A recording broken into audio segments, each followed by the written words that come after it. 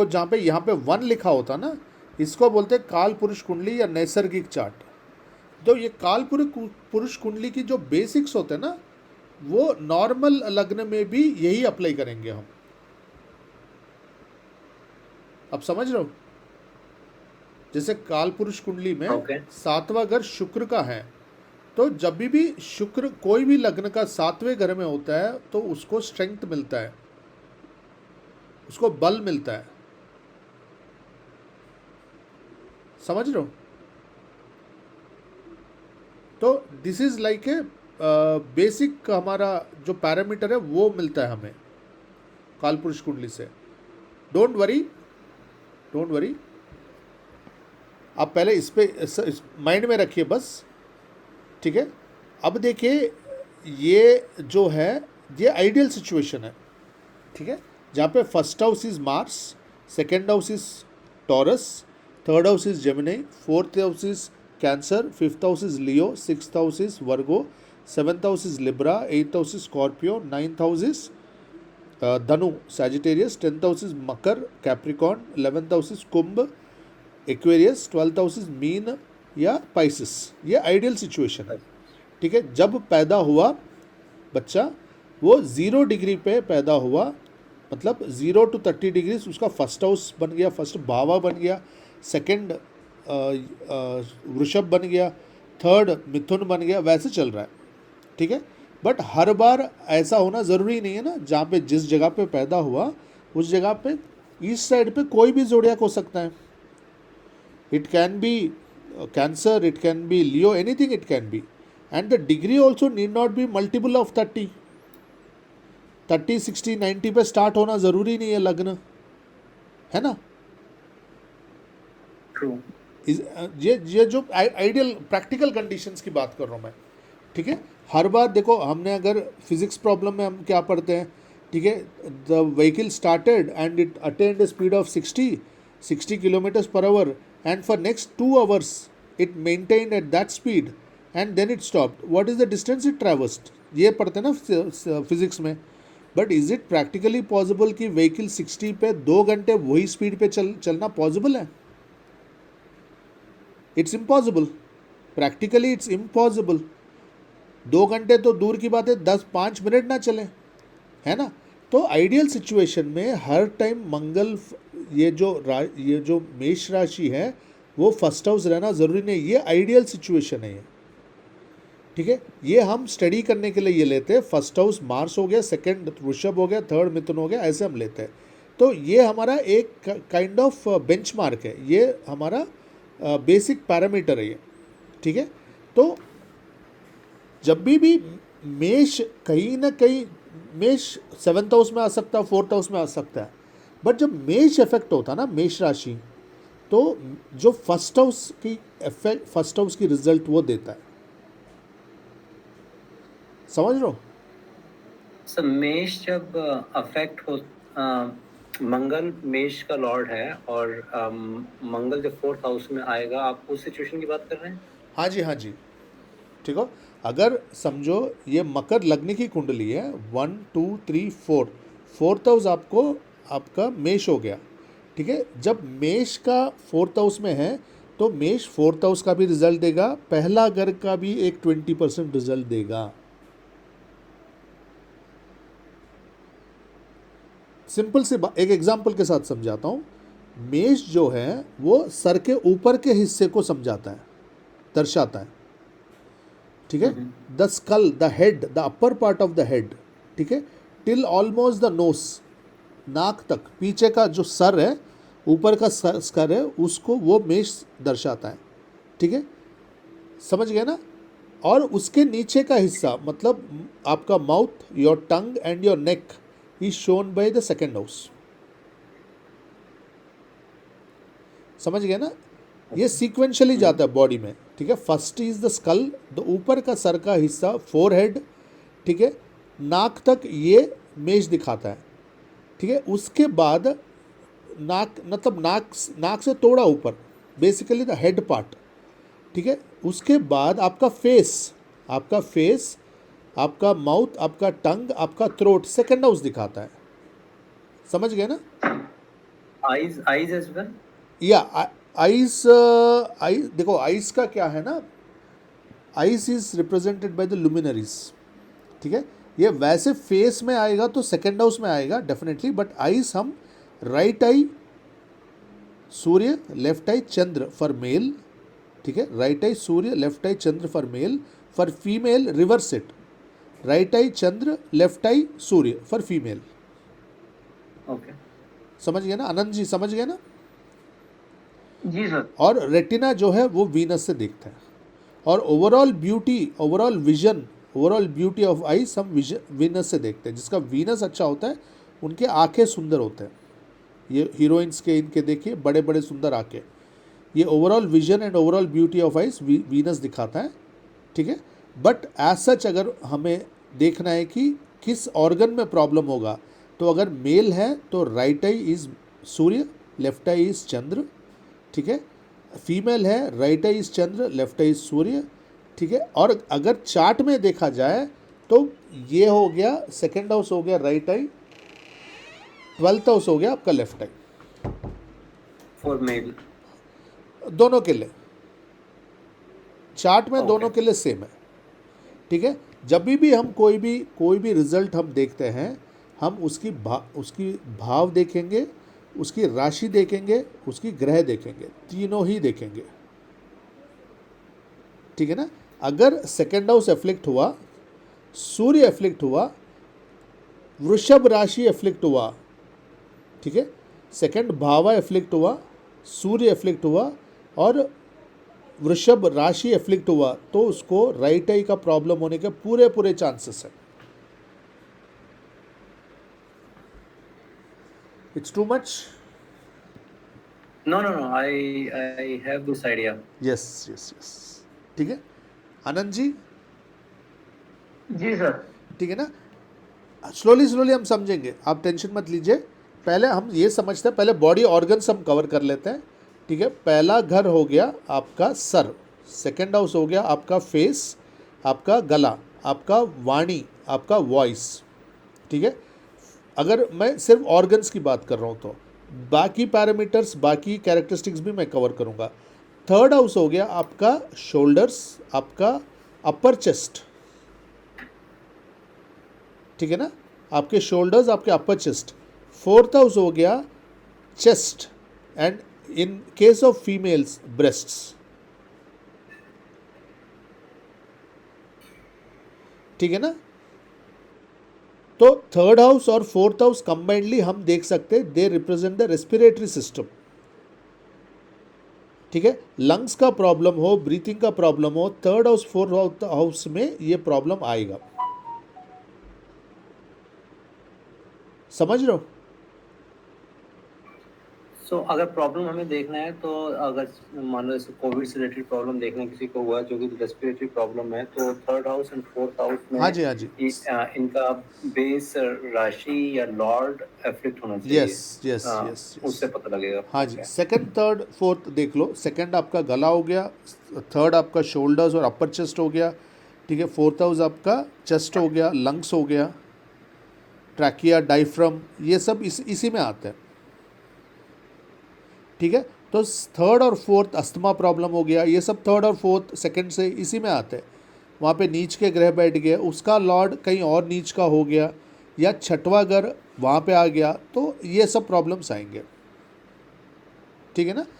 Fourth house also represents upper part of the heart, ठीक है। और एक बात यहाँ पे जो ब्रेस्ट, वुमेन का ब्रेस्ट होता है, ये इससे देखते हैं, ठीक है। यहाँ पे अच्छे ग्रह बैठे हुए हैं, ठीक है। फीमेल प्लैनेट्स बैठे हुए, फीमेल प्लैनेट्स मतलब वीनस हो गया, मून हो गया, तो she will have very beautiful breasts, ठीक है। अगर यहाँ राहु बैठ गया इन बैड डिग्निटी, क्योंकि राहु अपनी शत्रु राशि में बैठ गया, तो इनको ब्रेस्ट में आफ्टर डिलीवरी इनको मिल्क देने में प्रॉब्लम हो जाएगा, ड्राइनेस हो जाएगा इनको, ओके। सर्जरी, केतु बैठ गया, मंगल बैठ गया इन ए बैड डिग्निटी, तो यहाँ पे सर्जरी के योग बना देता है, ठीक है। एक प्रिंसिपल आप याद रखिए, शनि वत राहु वत शनि, केतु वत Mangal. Rahu is similar to Shani, Ketu is similar to Mars, we can say Ketu is the second Mars, Rahu is the second Shani, according to हमारी पराशरी वैदिक एस्ट्रोलॉजी। ठीक है, नाड़ी में अगेन डिफरेंट पर्सपेक्टिव्स है, नाड़ी again, but again that's entirely different way of analysing. ठीक है, पराशरी में हम राहु और शनि को काफ़ी सिमिलर लेते हैं, केतु और मंगल को काफ़ी सिमिलर लेते हैं, बट अगेन केतु काफ़ी स्पिरिचुअल हो जाता है। इनिशियली मंगल के जैसे बिहेव करता है, बट लेटर ऑन काफ़ी स्पिरिचुअल हो जाता है केतु। ठीक है ना। तो सर ये सर्जरी के लिए केतु मेन है, ये मंगल मेन है, या दोनों की वजह से है, या कोई शनि या कोई तीसरा प्लैनेट भी नहीं, जनरली रिस्पॉन्सिबल हो सकता है? हाँ जी, हाँ जी, बिल्कुल सही क्वेश्चन पूछा आपने। Mangal is cut, Mangal is the sharp instrument, Mangal is the knife. ठीक है, अगर मंगल बैड डिग्निटी में आया, वो ऑर्गन में वो कट करेगा ही करेगा। ठीक है, अगर पहला घर में मंगल आ गया, या जनरली मेष राशि, वृश्चिक राशि, वृश्चिक लग्न, ठीक है, लग्न इज द बॉडी, जनरली मेष लग्न, वृश्चिक लग्न या मंगल जब फर्स्ट हाउस में बैठ गया, लग्न में बैठ गया, उनकी चेहरे पे कट रहेगा ही रहेगा, या सर पे या चेहरे पे। Mangal it's not necessary surgery, cut या कोई मतलब शार्प ऑब्जेक्ट से हाँ जी, इंजरी के निशान रहेंगे। हाँ, जैसे गिर गए बचपन में, गिर के कट हो गया, स्किन कट हो गया।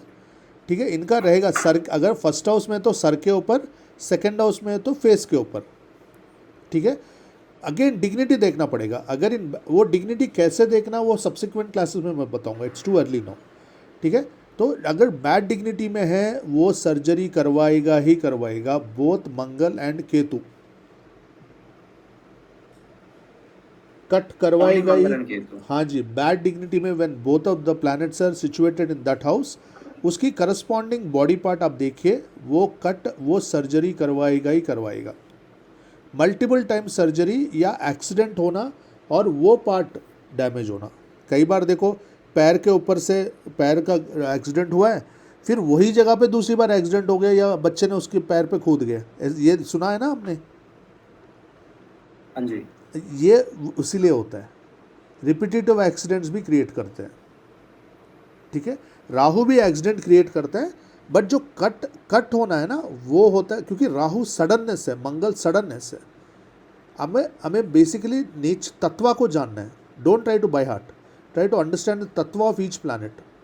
शनि जो है डिसफंक्शनल करता है, जहाँ शनि बैठता है वो ऑर्गन को डिसफंक्शनल कर देता है।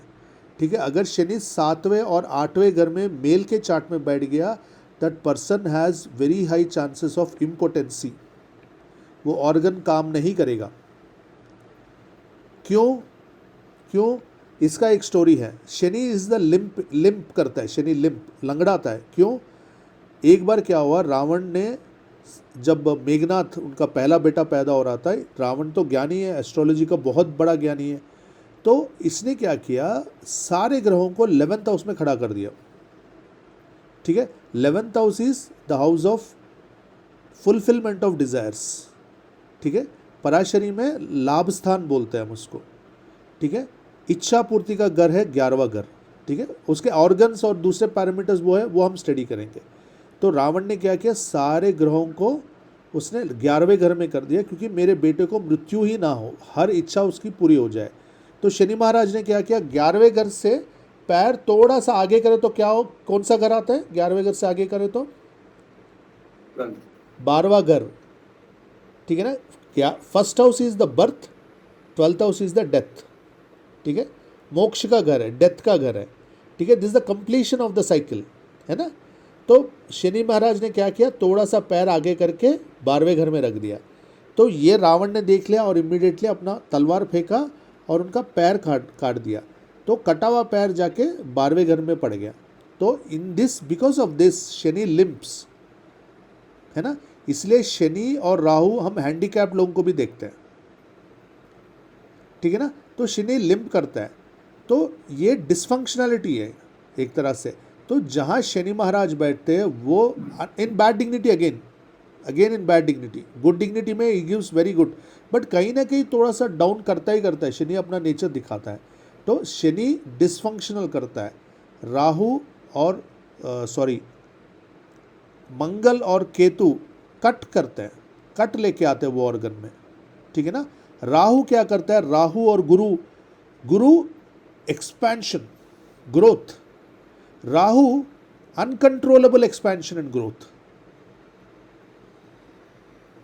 ठीक है ना। हम्म।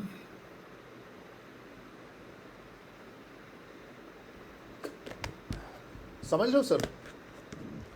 तो इलनेस में, फिजिकल इलनेस में अनकंट्रोलेबल ग्रोथ किस इलनेस में होता है बताइए आप मुझे। कैंसर। Exactly, cancer. जो सेलुलर ग्रोथ अनकंट्रोलेबल हो जाता ना, ये कैंसर क्रिएट करता है। हम जुपिटर को most benefic planet, most fantastic planet मानते हैं। जुपिटर जितना डैमेज कर सकता ना बंदे को, कोई और प्लैनेट राहु शनि भी नहीं करते। सर एक बार रिपीट करेंगे, आई थिंक वॉइस कट हो गई थी। हाँ जी सर। जुपिटर के केस में अनकंट्रोलेबल ग्रोथ, राहु के केस में आप जो बता रहे थे देखो, damage. Jupiter gives massive expansion. Why?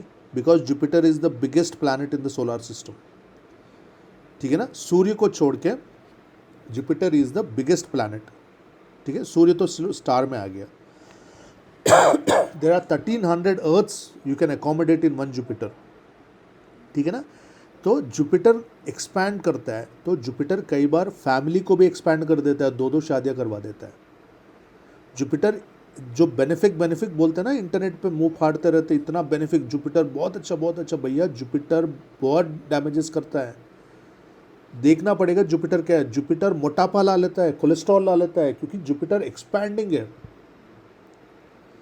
आप देखिए, जिसका भी डेट ऑफ बर्थ 3 है, 12 है, 21 है, 30 है, ये और ये टोटल 3 पे आ रहा है, ये लोगों को मोटापे का प्रॉब्लम रहेगा, इनका पेट निकला रहेगा। आप ऑब्जर्व करिए आप।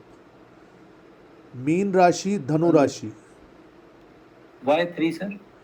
3 इज जुपिटर सर।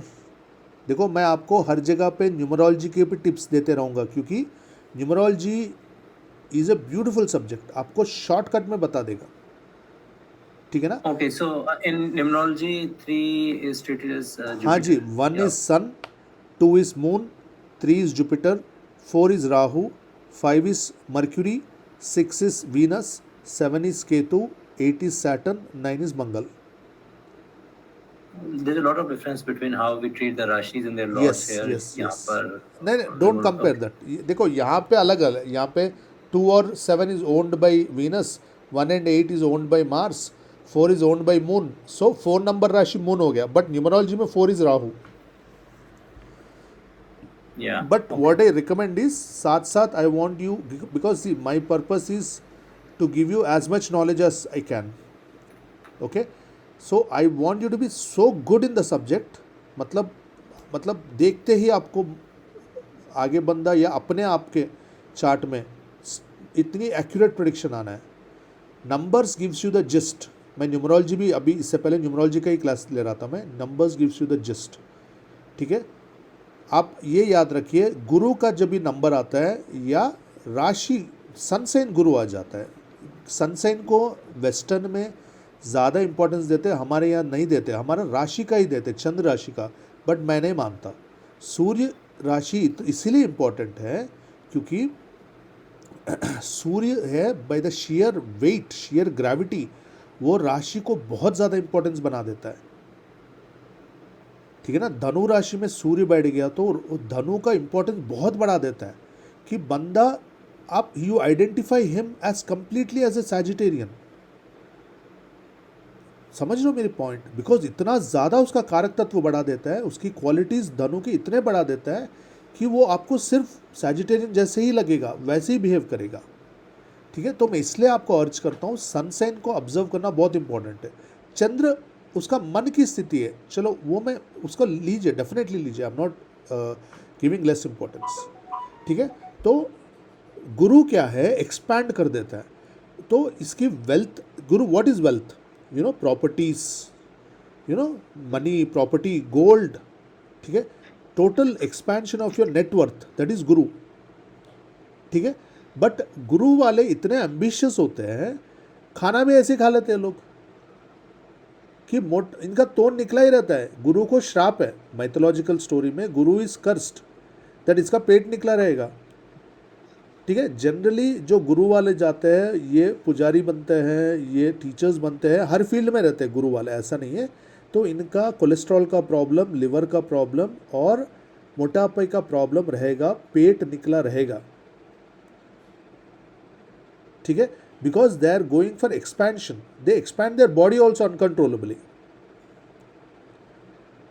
ठीक है ना। 4 इज ऑल्सो अनकंट्रोलेबल एक्सपेंशन। 4 वाले भी आप देखना ओवरवेट रहता है उनको।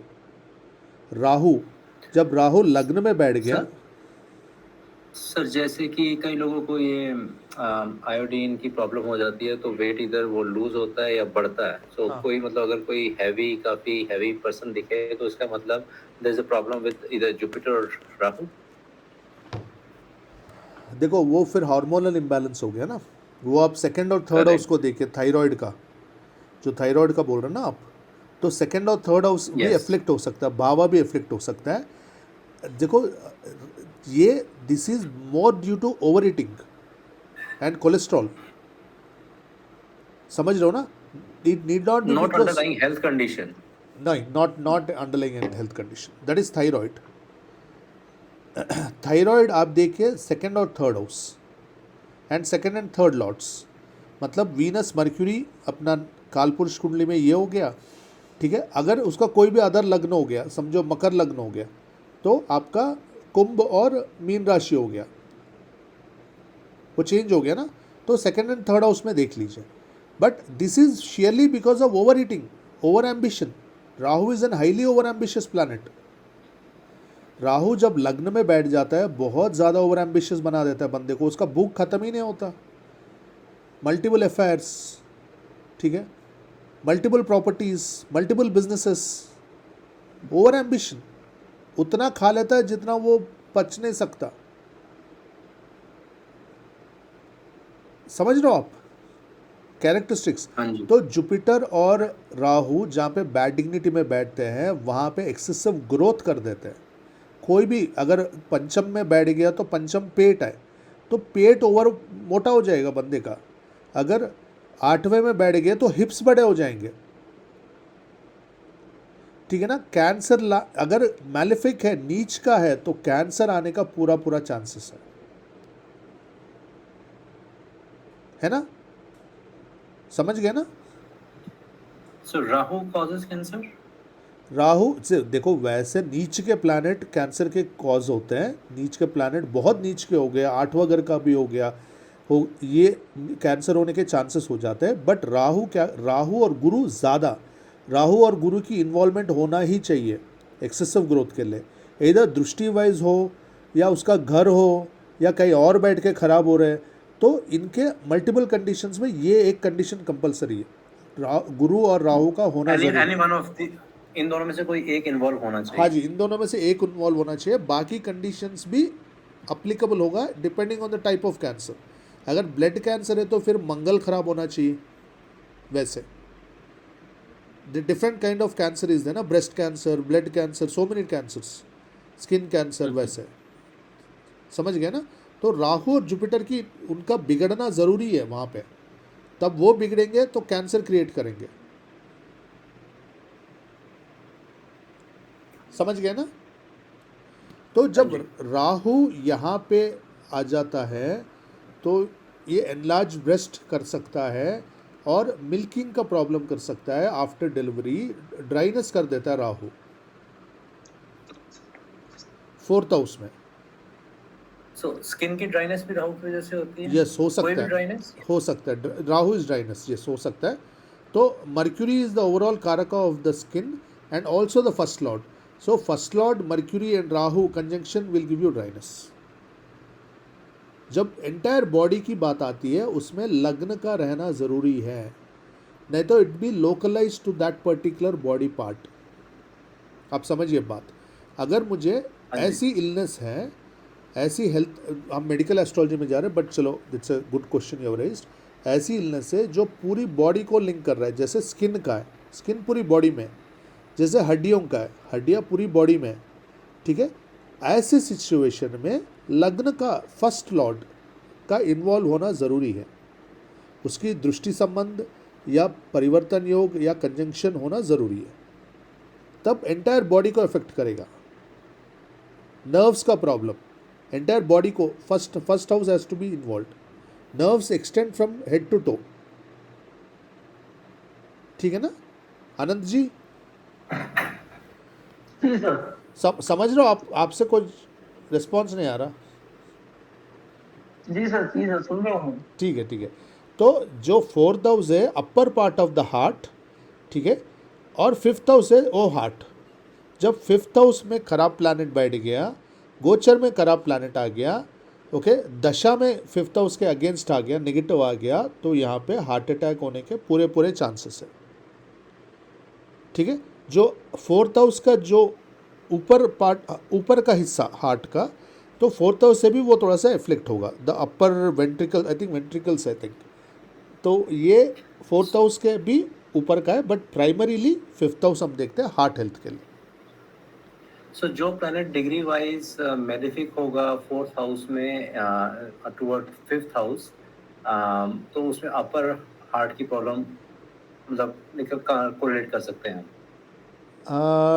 डिग्री वाइज सर, डिग्री, क्योंकि फोर्थ हाउस में कोई, आपने फोर्थ हाउस के कई एस्पेक्ट्स बताए हैं, जैसे कि वो लंग्स भी आते हैं, डायफ्रैगम तक का पार्ट आता है, और हार्ट का ऊपर का पार्ट भी आता है। हाँ तो जी, कौन से एरिया की प्रॉब्लम हाँ। है बॉडी तो में? देखो द और बॉर्डर, द डिग्री वाइज जब 30 के पास चले जा रहा, वो 30 डिग्री के पास चले जा रहा, 20 के ऊपर टुवर्ड्स द 28-27 डिग्री पे अगर मैलेफिक प्लैनेट है, that will affect the upper heart, upper heart, correct, है ना? यही मैं पूछ रहा हाँ जी, बिल्कुल सही पूछा आपने। तो फिफ्थ हाउस में आपको हार्ट के चांसेस है।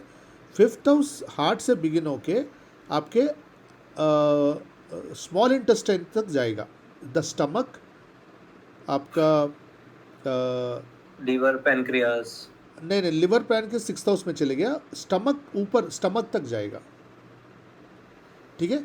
तो जो पेट का प्रॉब्लम है, गट का प्रॉब्लम है, एसिडिटी होना, ये बहुत कॉमन है फिफ्थ हाउस में अगर planets like sun, Mars, Rahu in bad dignity, if they are sitting, burning, acidity, ये सब होना बहुत कॉमन है। फायर एलिमेंट, फायर ग्रह, यस, फायर एलिमेंट और फायर राशि अगर आ गया, एंड ये दोनों नैसर्गिक दुश्मन है या फंक्शनल एनिमीज हैं, then there is full chance of getting stomach acidity, you know, stomach related problems, stomach cancer, ये जो ये सब बाइल, ये सब अपना, ये सब का बाइल तो चलो सिक्स्थ हाउस में आ गया, लिवर में आ गया, ये सब का पूरा चांसेस है। सर बैड डिग्निटी का मतलब क्या हुआ? मैं बताऊंगा सर, वो मैं बताऊंगा।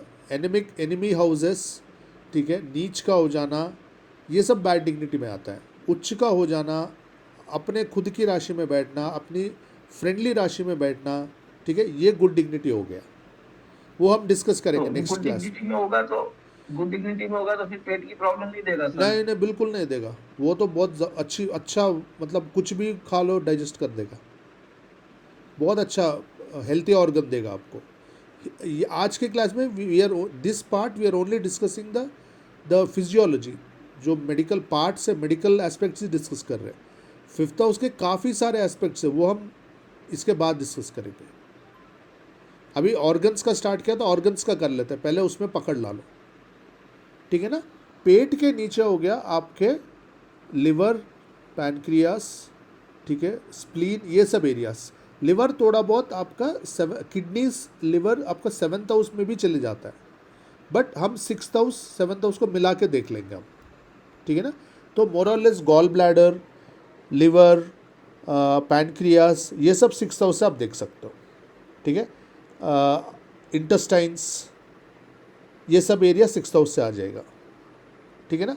तो यहाँ पे मैलेफिक बैठ गया, यहाँ का लॉर्ड मैलेफिक हो गया, या कोई नीच का दृष्टि डाल रहा है इसके ऊपर, तो ये एरियाज में आपको हेल्थ का प्रॉब्लम होना पूरा चांस है, ठीक है। सिक्स्थ हाउस से हम कमर को भी देखते हैं, लोअर बैक, ठीक है। ये बैक पेन होना सिक्स्थ हाउस में अगर केतु बैठा तो बहुत कॉमन है, वेरी कॉमन।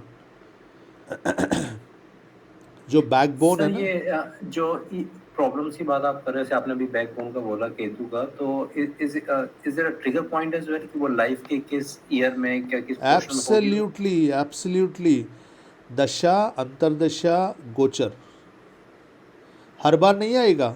जिसके छठवें घर में समझो राहु बैठ गया, केतु बैठ गया नीच का होके, ठीक है, या एनिमिक स्टेट में बैठ गया, तो बचपन से उसको कमर दर्द नहीं होगा। उसको तभी होगा जब वो ट्रिगर होगा। Timing is very important. Very good question. और टाइम, वो जो प्रॉब्लम है वो उस टाइम पीरियड के लिए रहेगा, या मतलब इट्स लाइक ऑन गोइंग? देखो मतलब मैनेजमेंट से ठीक हो पाता है वो पर्सन या नहीं? हाँ जी, उसके ऊपर मेनी कंडीशंस आते हैं। अगर देखो, अगर वो दशा वो खराब है, ठीक है, देखिए अगर बहुत ही खराब है ना, बहुत ही प्लैनेट बहुत ही बैड डिग्निटी में है, तो वो दशा तो काफ़ी लंबी पीरियड के लिए होता है। शुक्र का 20-20 साल का, राहु का 18 साल का ऐसा होता है। तो इतनी लंबी दशा में ना, ज़रूरी नहीं कि पूरी की पूरी 20 साल खराब हो, ठीक है। अंतरदशा फिर हमें चेक करना पड़ेगा। अंतरदशा में जब भी ये मैलिफिक हो जाता है, फिर वो उसको दर्द ज़्यादा बढ़ जाता है, ठीक है। बट अगर बहुत ही ज़्यादा डैमेजिंग सिचुएशन में है, ठीक है, जैसे नीच का भी हो गया, आठवें घर का स्वामी का भी दृष्टि पड़ रहा है, नवांश में भी खराब हो गया, त्रिमशांश में भी खराब हो गया, फिर तो उसको पूरी दशा रहेगा ही रहेगा, ठीक है। और उसके बाद जो अगला दशा आ रहा है, ठीक है, इसके लिए एक इम्पॉर्टेंट पॉइंट बताऊंगा सर। देखो मैंने आपको सुदर्शन चक्र डिस्कस किया ना कल परसों क्लास में। आनंद जी, सुदर्शन चक्र याद है ना आपको? जी सर। तो सुदर्शन चक्र में हम बेसिकली चंद्र कुंडली, सूर्य कुंडली और लग्न कुंडली देखते हैं, ठीक है। बट एक बहुत बहुत ज़बरदस्त टेक्निक है, ठीक है। ये दो तीनों आप देख लीजिए, ठीक है, fine. Promise to know the promise of an event, आप तीनों देख लीजिए, ठीक है। समझो चंद्र कुंडली में लव मैरिज दिखा रहा है, सूर्य और लग्न में नहीं दिखा रहा, तो लव मैरिज का चांस होने का चांस कम हो जाता है, ठीक है। बंदा लव करता है, ठीक है, मैरिज तक बात चलती है, पहुंचती है, बट मैरिज नहीं होता, ठीक है। अगर दोनों में है, चंद्र में है, कोई भी टू, एनी टू, चंद्र में है और लग्न में है, सूर्य में नहीं है, तो चांस बढ़ जाता है 66.6%। और तीनों में है तो बहुत ज़्यादा 100% श्योर, ठीक है। ये हम प्रॉमिस के लिए देखते हैं। जब आपने राइटली पूछा, जब हमें देखना है, चलो लग्न में तो हमने देख लिया 6th हाउस प्रॉब्लमेटिक है, कमर दर्द। अब मैं क्या करूँगा, अब जो समझो राहु का दशा है, राहु का लग्न में ला लूँगा मैं, ठीक है ना, राहु को लग्न में ला लूँगा। मतलब with respect to Rahu all other planets are adjusted. Rahu first house में फर्स्ट प्लैनेट बन गया, फिर उसका अगला हाउस उसका सेकंड हाउस बन गया। ये आप कोई भी सॉफ्टवेयर में वो राशि को टच करने से वो लग्न में आ जाएगा एंड एवरीथिंग एडजस्ट हो जाएगा, ठीक है ना। ओके। ये बहुत अच्छी टेक्निक है। तो वो दशा लॉर्ड को लग्न में लाके फिर मैं वो चार्ट को मैं पढ़ूंगा मैं। तो जो लगन में आप लेकर आ रहे हो ये राहु को, जैसे तो ये उसकी महादशा डिनोट करता है? हाँ जी, राहु का महादशा है। तो समझो राहु यहाँ बैठा sir, Rahu is sitting over here, Rahu यहाँ बैठा है, 7th हाउस में बैठा हुआ है, लग्न पत्रिका में। जब मैं इसको प्रेस करूंगा तो 7th हाउस यहाँ पे आ जाएगा राहु। जो 8th हाउस है, ये सेकंड हाउस, ये 8 यहाँ पे आएगा, 7, 8, 9, 10, 11, 12, 1, 2, 3, 4, 5, 6 ऐसे रीएडजस्ट हो जाएगा, ठीक है। हाँ जी। अब now analyse the Rahu chart, ये देगा असली रिजल्ट आपको। I mean it's too early to say these things to you, but अब आ गया तो topic, I am just telling you, ठीक है ना। दो जो सुदर्शन चक्र में जो प्रॉमिस हम चेक करते हैं वो तो है ही है, ठीक है। मुझे स्पेसिफिकली जानना है कि राहु में क्या रिजल्ट आएगा। तो राहु को राहु का कुंडली बनाओ, उसको लग्न में लेके आओ, सारे प्लैनेट्स और राशि भावास एडजस्ट हो जाएंगे अकॉर्डिंगली, फिर एनालाइज करो आप।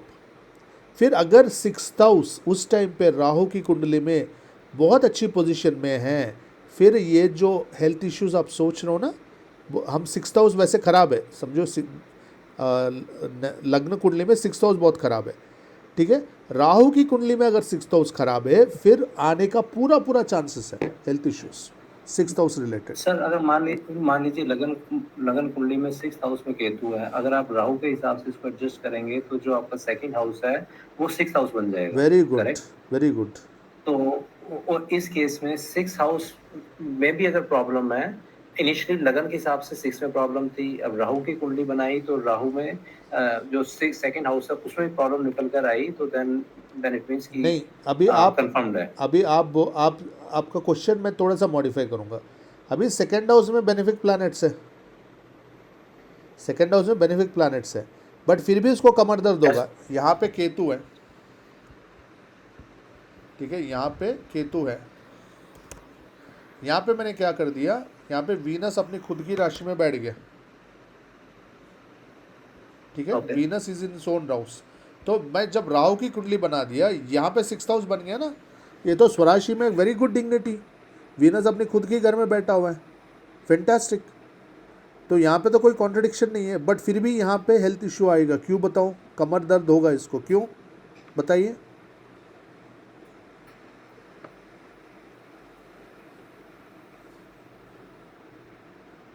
आनंद जी, सर एक बार वापस बोलना क्या आज टाइगर स्लो है आज। नहीं सर, एक बार वापस पूछिए आप क्या बोल रहे नहीं नहीं, वैसे कल का जो शेयर है वो थोड़ा सा डाउन है, आज थक गए आप। हैं। नहीं ऐसा कुछ नहीं सर, आप पूछिए सर वापस से। देखिए कुछ नहीं है सर, मैं क्या बोल रहा हूँ, जो सुदर्शन चक्र जो तीनों कुंडलियाँ हम करते हैं ना, वो हम प्रॉमिस देखते हैं कि चल भाई हार्ट का प्रॉब्लम है या लव मैरिज है या जो भी इवेंट है, हम वो तीनों कुंडलियों से कंफर्म कर लेते हैं। बट मुझे स्पेसिफिकली राहु का देखना है या कोई राहु में गुरु का अंतर्दशा देखना है, तो मैं गुरु को लग्न में ला लूंगा, ठीक है। राहु को जब मैं लग्न चार्ट बना दूंगा, राहु का लग्न, ये 1st हाउस हो गया ना, यहाँ पे जब आएगा 7 1st हाउस हो गया, 8 2nd हाउस हो गया, 9 3rd हाउस हो गया, ये 4th 5th 6th 7th 8th 12वां घर यहाँ पे हो गया, ठीक है। और यहाँ पे 6वां घर में शुक्र अपने खुद की राशि में बैठा हुआ है, which is not malefic, which is good. अपने खुद हो गया ना, अगर राहु से लोगे तो 8th हाउस। हाँ सॉरी 8th हाउस हो गया, तो मैं इसको निकाल के बिल्कुल सही, ये 7th ये है, ये अपना ये करेक्ट। हाँ ये 6th हाउस हुआ। सर आपने बोला तो मैं इसमें डाल दिया, चलो कोई नहीं। तो ये आपका 6th हाउस हो गया, इसमें मैं क्या करूंगा, इसमें गुरु को डाल दूंगा।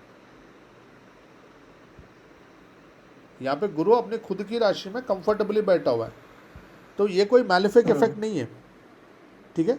मैं ये बोल रहा हूँ, राहु की दशा के लिए गुरु रोग नहीं होगा, नहीं नहीं, क्योंकि वहाँ पे एक नेचुरल बेनिफिक प्लैनेट आ गया। एक मिनट, हाँ जी, बेनिफिक प्लैनेट आ गया ना यहाँ पे। वैसे लगन कुंडली के हिसाब से आपने बताया 6000 में लिखा था, हाँ, ठीक है? ये हम, लेकिन जब राहु की दशा आई तो वो गुरु आ गया वहाँ पे, तो इसका मतलब वहाँ पे अब रोग कम नहीं होगा। बट मैं बोल रहा हूँ होगा,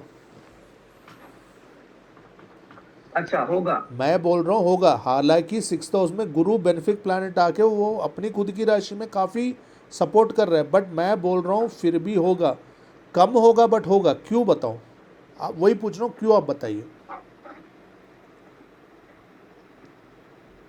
क्यों होगा, इसलिए क्योंकि ऋत्विक जी, 6th हाउस जनरली ऋण का, बीमारी का, इन सब का होता है। इवन नहीं तो गुरु जैसे आ गया तो गुरु से संबंधित कोई बीमारी हो जाएगी। नहीं, गुरु की संबंधित बीमारी नहीं होगी, गुरु बहुत अच्छी पोजीशन में बैठे हुए हैं, आपने वो वहाँ एनालाइज सही किया आपने, ठीक है, that's a very good thing. वहाँ राहु की दशा में ये बंदा कॉम्पिटिटिव एग्जाम क्लियर करेगा। गुरु पढ़ाई का प्लैनेट है, ये IAS या CA या IIT का लिए बैठ सकता है राहु की दशा में, बट मैं अभी भी बोल रहा हूँ तो कम होगा। बट पराशर जी कहते हैं कि कोई भी भावेश अपने भाव में बैठा तो उस भाव को बलवान करता है।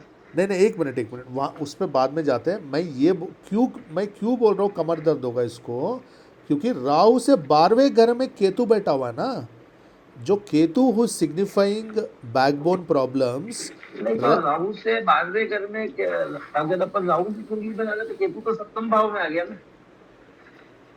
नहीं सर, 12वां घर हो गया ना। अगर आप राहु को लगन में लेंगे, नहीं अगर आप राहु सेवेंथ को हाउस लगन में लेंगे या महादशा सर, में, तुला तो तुला केतु तो सप्तम भाव में आएगा ना। नहीं सर, तुला को लग्न में जब मैं प्रेस करूंगा ये 12वां घर आएगा। ये एक एक हाउस पीछे ही तो रहेगा, अगर वो लगन में एक राहु हाउस चला गया पीछे सर अगर रहेगा। आपने इसको अपोजिट कर दिया तो फर्स्ट हाउस में आ जाएगा ना केतु। तो अरे सॉरी यार, राहु केतु का गलत ले लिया हमने। राहु केतु हमेशा ऑपोजिट रहता है। एक मिनट, तो 180 रहेंगे ना सर। आप राहु को अगर हाँ इसमें नहीं यहाँ नहीं लगन नहीं, में चलो मिलाएंगे चलो तो चलो 12th में चलो, केतु कैसे आएगा? बिल्कुल बिल्कुल ये चलो केतु मत लीजिए, राहु। अगर आप राहु को लगन में भी लेंगे तो सप्तम भाव में हाँ आएगा चलो ना राहु, केतु। तो एक मिनट एक मिनट एक मिनट, आप यहाँ ले लीजिए, गुरु की दशा ले लीजिए। आप राहु को लगन में लिख दीजिए, आप वहीं से नहीं लगन नहीं, बना एक मिनट दीजिए एक कि भाई मिनट महादशा में इस एक राशि मिनट की चल एक रही है। मिनट एक मिनट, आप ये ले लीजिए गुरु। हाँ, गुरु की दशा में यहाँ पे गुरु निकाल दीजिए, यहाँ कुछ और प्लैनेट रख देते हैं, यहाँ पे कुछ, यहाँ पे निकाल दीजिए।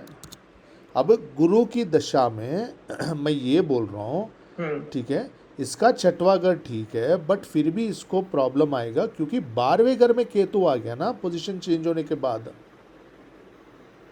हाँ तो अब चेंज हो गया ना सिचुएशन सर, जो आपने पहले दिया हाँ जी हाँ जी सिचुएशन अब हाँ अलग है ना। हाँ जी हाँ जी, ठीक है ठीक है। तो गुरु की दशा में जनरली नैसर्गिक चार्ट में केतु 6वें घर में होने का पूरा चांस है।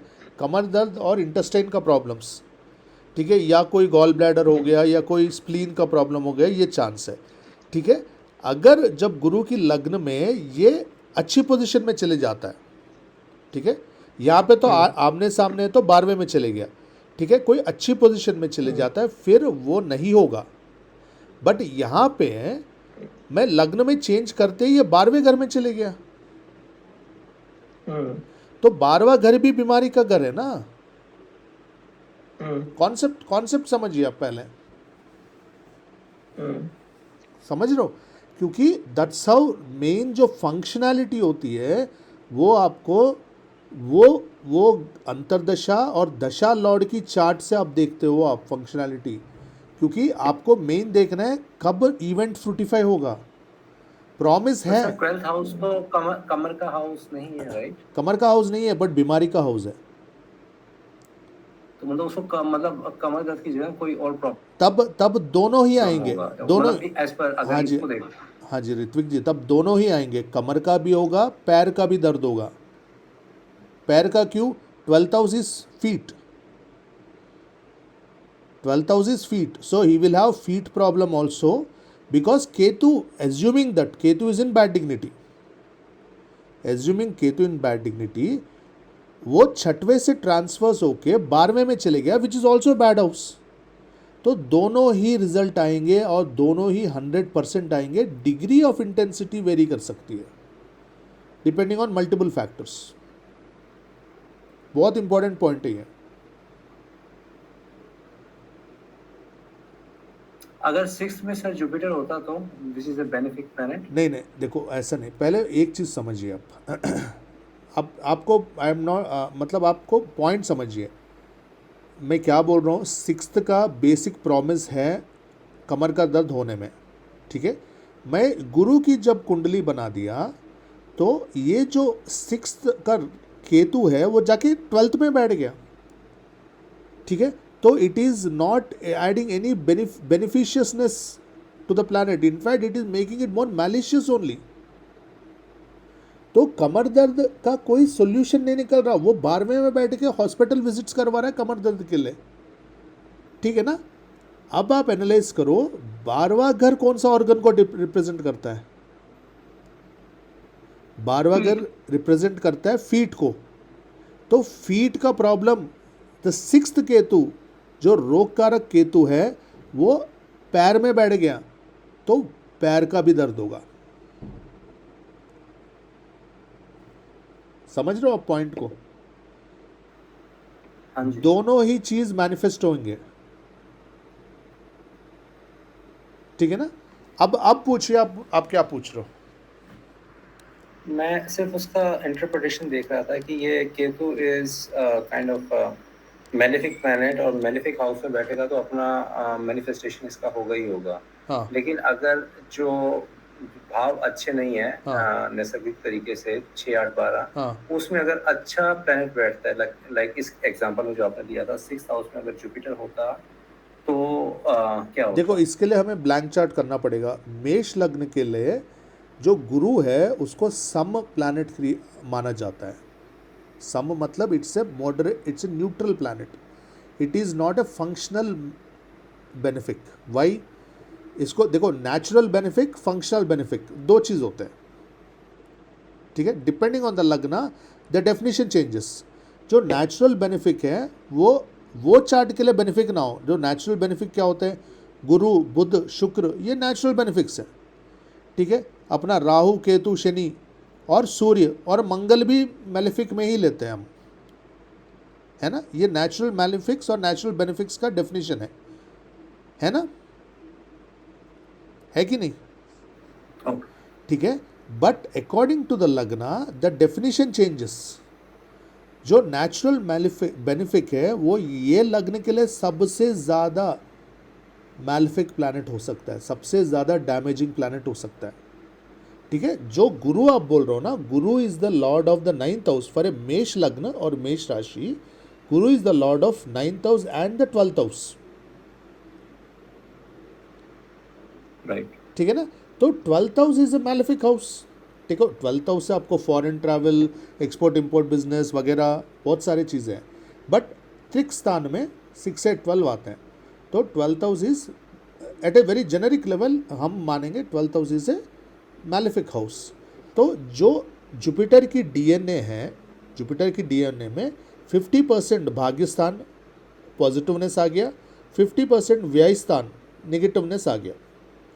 तो जब जुपिटर यहाँ बैठेगा 6th हाउस में, which is another malefic house, it will create more damage.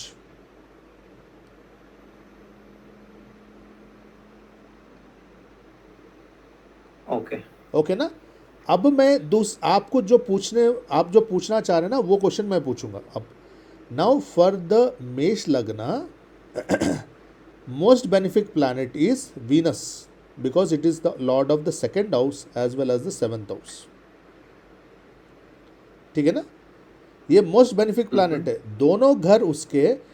हालांकि वीनस और मंगल और शुक्र में नैसर्गिक दुश्मनी है, बट ये लग्न में ये दोनों दोस्त बन जाते हैं, ये बेनिफिक प्लानट बन जाता है ना। क्योंकि 2nd house is house of family and voice, okay, and धन। 7th house is house of your wife, ठीक है, एंड बिजनेस। तो ये मोस्ट बेनिफिक प्लैनेट वीनस हो जाता है। जब वीनस जाके यहाँ बैठ जाता है तो Venus is putting all its energy to reduce the negative effect of this planet, this बावा।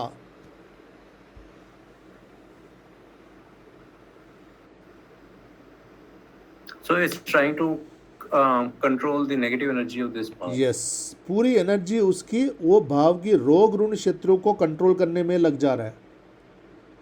वो अपनी उसके हिसाब से 2nd और 7th हाउस का जो बेनिफिक एस्पेक्ट था वो फिर कम होगा। कम हो जा रहा है, बिल्कुल सही। 2nd और 7th हाउस का जो वीनस का जो बेनिफिक है वो बाहर नहीं निकल पा रहा है। उसकी पूरी एनर्जी शत्रुओं को हैंडल करने में लग जा रहा है। उसका पूरा पैसा रोग, डिसीज़ को कंट्रोल करने में, क्यूर करने में लग जा रहा है टू सर्वाइव। क्योंकि 2nd house is the money ना, liquid assets, right. Liquid cash. तो इतना पैसा है वो किसी और चीज़ के लिए यूज़ कर ही नहीं पा रहा है। वो पूरा टाइम अपना बीमारी ठीक करने में लगा दे रहा है, या शत्रुओं को से सेफ्टी लाने के लिए ही लगा दे रहा है, या कोर्ट केस में जीतने के लिए पैसे लगा दे रहा है। वो मनी उसको काम नहीं आ रहा है उसको, he is unable to enjoy the money. समझिए ना। ठीक है। तो 7th house represents your genitals, ठीक है। मतलब for a male it is the penis and for female the sexual organs, ठीक है। Now 8th house represents the also genitals, okay, male testicles and woman uterus and those areas, ठीक है। 8th house also represents the मतलब basically अपना hidden organs, ठीक है ना। Your hips and all, ठीक है। जब 7th house 8th house also represents the sexual habits and sexual health of the person, समझ गए ना। तो अभी हम मेडिकल ओनली मेडिकल बात कर रहे हैं, तो हम will focus more on the physiological aspect, जब बॉडी फिजिकल बॉडी। जब यहाँ पे शनि या केतु जैसे प्लैनेट्स बैठते हैं, खासकर मेल चार्ट के लिए ये इम्पोर्टेंसी क्रिएट करने का पूरा चांस बनता है 7th 8th दोनों में, समझ गए।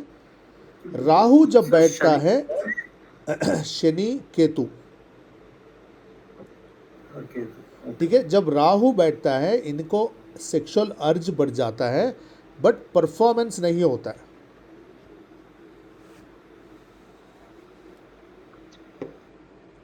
When राहु अगेन कई फैक्टर्स, कई राशि वो भी देखना पड़ेगा। 7वें घर में कौन सा राशि पड़ रहा है। हाँ जी sir, 8th house also similar sir, 7th house 8th house similar kind of results, but राशि देखना पड़ेगा।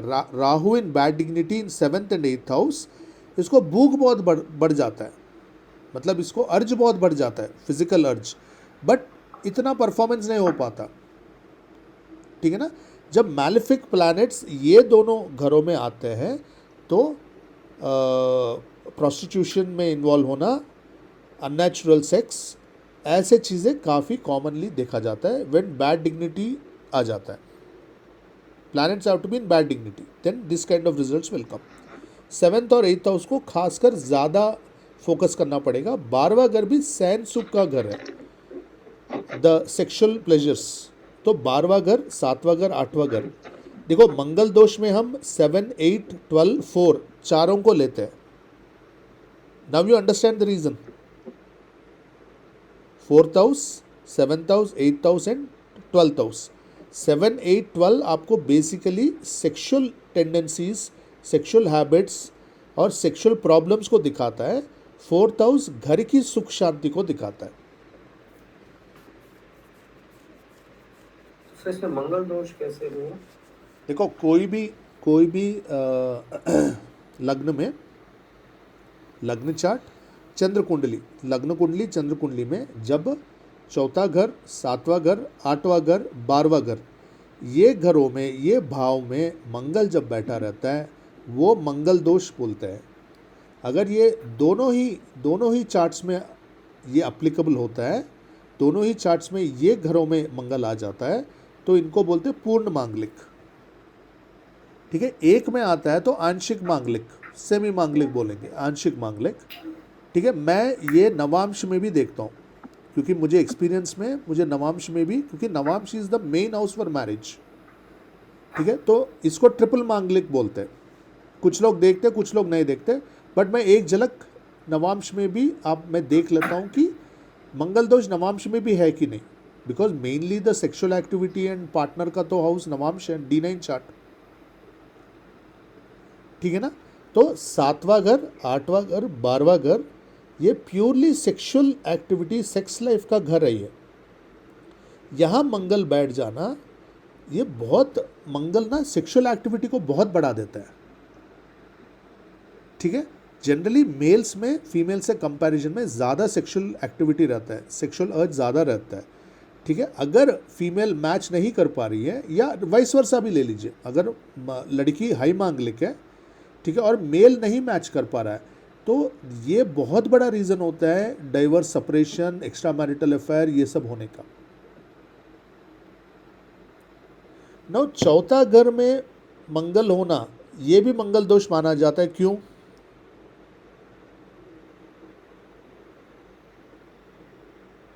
Any guess? सर 4थे घर में तो ये मेंटल हैप्पीनेस और पीस का है, यहाँ पे लड़ाई झगड़े वाला प्लेनेट क्या काम? Fantastic, fantastic. 4th house is the सुख स्थान, ठीक है। तो बंदा यहाँ पे शांति में रहता है, ठीक है। अगर और एक बात देखिए, कर्क राशि में मंगल नीच का हो जाता है। नैसर्गिक चार्ट में काल पुरुष कुंडली में 4था घर कर्क राशि पड़ता है, कर्क राशि में मंगल नीच का हो जाता है, तो वैसे ये लड़ाई झगड़ा, घर में शांति नहीं रहता बंदे को, समझ रहे हो, बिल्कुल शांति नहीं रहता, वो पागल हो जाता, बोलता भाई मुझे घर नहीं जाना, ठीक है, बिल्कुल शांति नहीं है, ना वाइफ से ना बच्चों से, बहुत ही ज़्यादा ये है, ठीक है, क्योंकि मंगल चौथे घर में बहुत ही बैड रिजल्ट्स देता है, ठीक है। और एक बात, इररिस्पेक्टिव ऑफ राशि, फोर्थ हाउस में मंगल किसी भी राशि में है। इर्रेस्पेक्टिव ऑफ राशि, that is what I am telling you, जो काल पुरुष कुंडली के रूल्स है वो इर्रेस्पेक्टिव ऑफ द राशि एंड लग्न इट अप्लाइज, यही तो रूल्स हमें बाय हार्ट करना है। For example Mercury gets debilitated in the मीन राशि, ओके, काल पुरुष कुंडली में मीन राशि is the 12th house, correct. So I will say Mercury is getting debilitated. Sorry, I said Mercury or Mangal? Mercury is getting debilitated in the 12th house. So every lagna, Mercury does not behave well in the 12th house.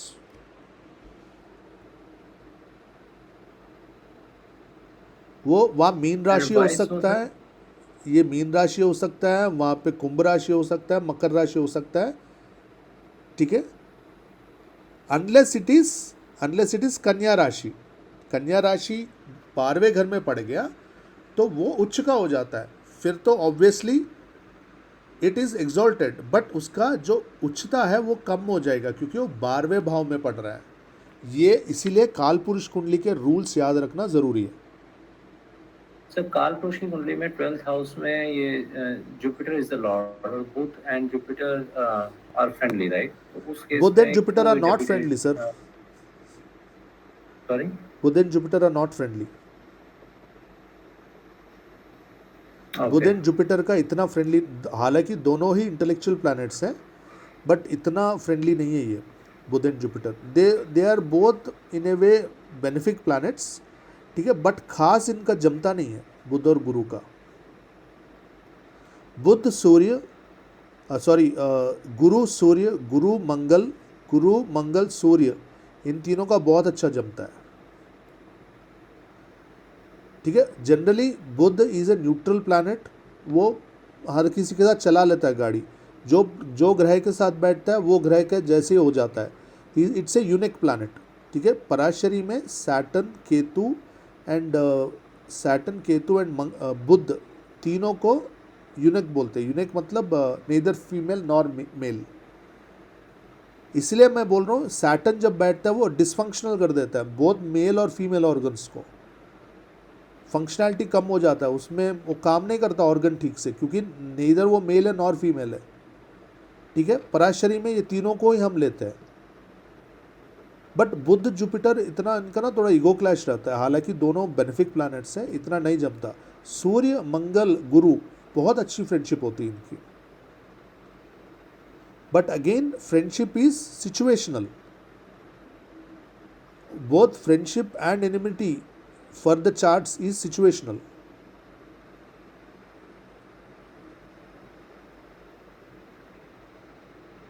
समझ रहे हो आप?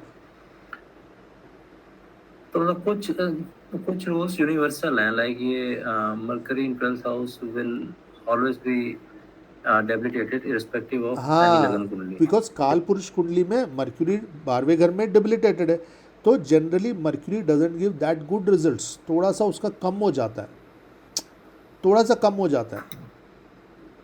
अगर स्वराशि में बैठा हो तो भी मे बी हाँ, स्वराशि में थोड़ा, हाँ स्वराशि में बैठ गया या उच्च में बैठ गया, फिर अगर मिथुन आ गया 12वें घर में, ठीक है, कर्क लग्न की कुंडली में 12th हाउस इज द मिथुन, फिर उसका बढ़ जाएगा ना, जो नेगेटिव है वो नेगेटिव कम हो जाएगा। अगेन हमें बेनिफिशियल फैक्टर्स बढ़ गए ना, सपोर्ट बढ़ गया थोड़ा सा, तो थोड़ा सा बेटर हो गया वो, दैट इज़ बेटर। देखो कन्या आ गया, तुला लग्न की कुंडली में 12वां घर कन्या है, तो कन्या में बुध बैठ गया, तो उसका जो नेगेटिव है वो थोड़ा सा कम हो गया, और बहुत कम हो गया। So case to case we have to identify. Sir वही मैं आपसे पूछ रहा था कि हमेशा बैड नहीं रहेगा, मतलब या बैड का भी लेवल है बेसिकली? हाँ बैड का भी लेवल है, वही ना, बट बैड रहेगा, बैड का भी लेवल है। देखो अगर जनरली कन्या में बुध उच्च का हो गया ना, बट अगर कन्या 12वें में पड़ गया तो स्थान बल बोलते हैं ना इसको, स्थान हाँ खराब जी। हो गया ना उसका, फिर तो उसकी उच्चता कम हो गया ना, समझ रहे हो, उसका उच्चता कम हो गया। बट चलो बैड इफेक्ट इतना नहीं है, बट थोड़ा सा बैड है। तो काल पुरुष कुंडली इज आर बाइबल, जो हमारी जो ये काल पुरुष कुंडली इसके हिसाब से चलेंगे, क्योंकि देखो शुक्र 7वें घर में अपनी खुद की राशि में बैठ गया, ठीक है। तो generally Venus in the 7th house behaves well functionally, because 7th house is the function of the Venus, and Venus is the karaka of marriage and all that, so it performs generally well.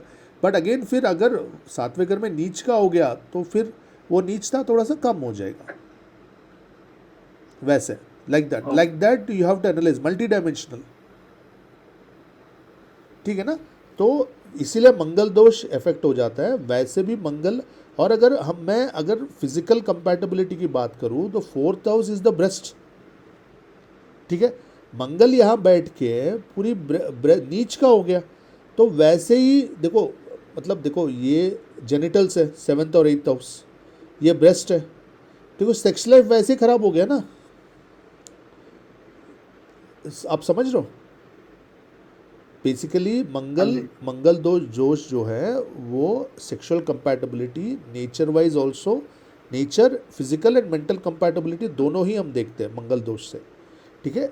जो मांगलिक लोग होते हैं, अगर आप निकाल के 100 charts निकाल के आप पढ़ोगे, मांगलिक लोग are extremely aggressive, extremely action oriented, ठीक है।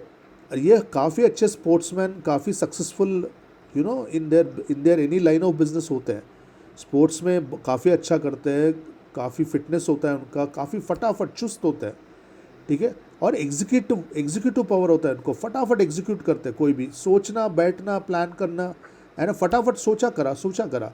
अगर गुरु का बल अच्छा है तो ये बहुत सक्सेसफुल होते हैं, because Guru gives you the direction and they execute it, ठीक है, they are very successful. But ये लोग काफ़ी एग्रेसिव भी होते हैं।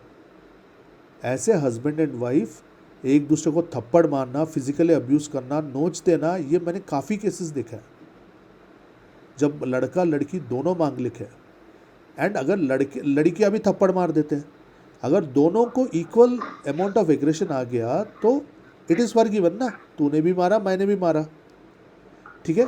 अगर हाई मांगलिक लड़की है कर्क लग्न या कर्क राशि की, बहुत ही सॉफ्ट सी लड़की है, उसने इसको थप्पड़ मारा, ठीक है, ये बेहोश हो गई, ये शॉक में चली गई, शादी चलेगी? I mean, aggressiveness is good in a specific domain of life, but not everywhere. Exactly. Perfect. For Mangal gives you logic, Mangal gives you intelligence. तो मांगलिक लोग पढ़ाई में अच्छे होते हैं, फिजिकली अच्छे होते हैं, फिट होते हैं, काम में बहुत सक्सेसफुल होते हैं, क्योंकि उनको काम बताओ फटाफट करेंगे। बट ये हाई अमाउंट ऑफ एग्रेशन और ईगो मैरिज को डैमेज करता है,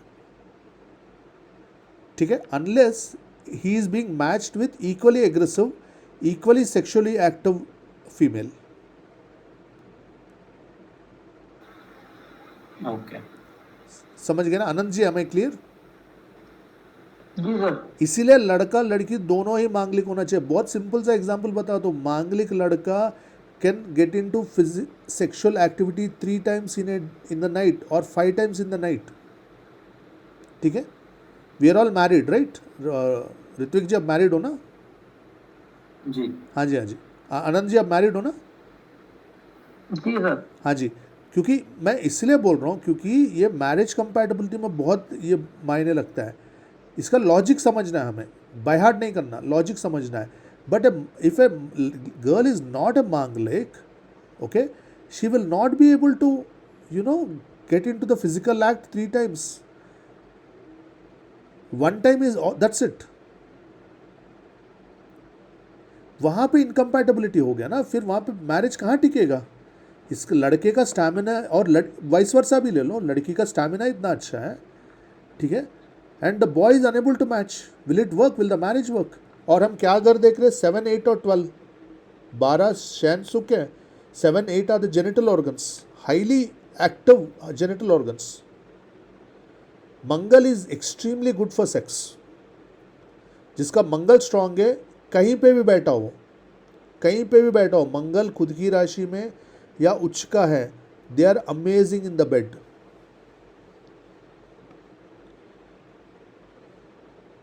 week Mangal gives primarily for males impotency. Even Mercury, because medically Mercury is the nerves. ठीक है ना? Is the class interesting? Mercury was skin as well, right, sir? Sir, Mercury is nerves, sir. Sexual activity, it's a sensational activity. Sensation. Skin के लिए Skin कौन भी है, सकता nerves क्या? भी है. Nerves भी है. Skin is more Venus, Nerves sir. भी. Venus. Skin is Venus. Venus, okay. हाँ, Mercury is nerves. तो Mercury Okay. debilitated many times gives no sexual life. ठीक है ना? अगेन कई कंडीशंस हैं, डजेंट मैटर. प्लानट वो डिबिलिटेट हो गया, डिग्री वाइज कम हो गया, बहुत सारे प्लानट. अगर 0 to 6 डिग्रीज में आ गया, समझो सैजिटेरियस 7th हाउस में पड़ रहा है और वो जुपिटर 3 डिग्री का है, फिर भी कुछ फ़ायदा नहीं होगा फिर. ठीक है ना? केतु बैठ गया तो वैसे बंदा डिटैचमेंट में चले जाएगा, उसको ये सांसारिक सुख चाहिए नहीं. जब केतु 12वें घर में बैठता है, शादियाँ नहीं चलता है. Need not B diverse, but मज़ा ही नहीं रहेगा उनके शादी में, पैशन नहीं रहेगा. राहु फिर ठीक है, राहु फिर पैशनेट बना देता है मैरिड लाइफ को, सेक्सुअल लाइफ को. केतु पूरा बर्बाद कर देता है. Ketu is not good there, 7th house. ठीक है ना? Okay. ठीक है. 9th house represents thighs. ठीक है. 10th house represents knees. 11th house represents the area between knees and the feet. ठीक है ना? जो शिन एरिया बोलते हैं, शिनी बोलते हैं ना, जो पैर घुटने से Right. नीचे और अपना फीट के काफ ऊपर. काफ हाँ, काफ एरिया. काफ हाँ जी, काफ एरिया. Lower leg area. हाँ जी. एंड द 12वां घर ये रिप्रेजेंट्स द फीट.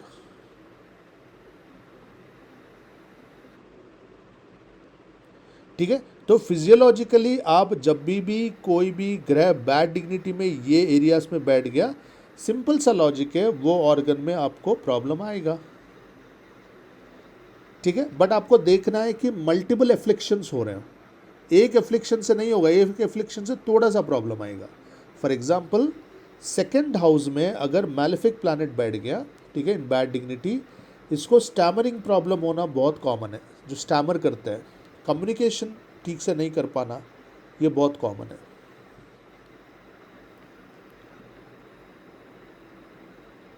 ठीक है ना? सिमिलरली सर ये जो आस्पेक्ट जो देखने हैं, तो लाइक आपने कहा कि multiple aspects we have to check. Affliction multiple affliction, तो this should be in the similar chart, lagna chart, या we have to see other charts? नहीं, ये तो बहुत डीप है. ये नक्षत्र भी देखना पड़ेगा, डिविजनल चार्ट्स भी देखना पड़ेगा, Trimsham chart. D30 is very important, D27 is very important health wise जब हम देखेंगे.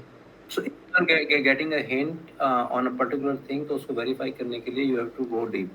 हाँ, तो बिल्कुल उससे डीप जाना जाना पड़ेगा पड़ेगा सर, नक्षत्र. बिल्कुल डीप जाना पड़ेगा. इसलिए देखो, ये है इंटेलेक्चुअल सब्जेक्ट, ये काफ़ी डीप सब्जेक्ट है. ये पहले तो आप सुदर्शन चक्र से देख लीजिए, लग्न, चंद्र और सूर्य कुंडली से देख लीजिए कि अगर समझो मुझे देखना है कि इसको थ्रोट का कोई प्रॉब्लम होगा, ठीक है, तो मैं पहले सूर्य कुंडली, चंद्र कुंडली, लग्न से देखूंगा.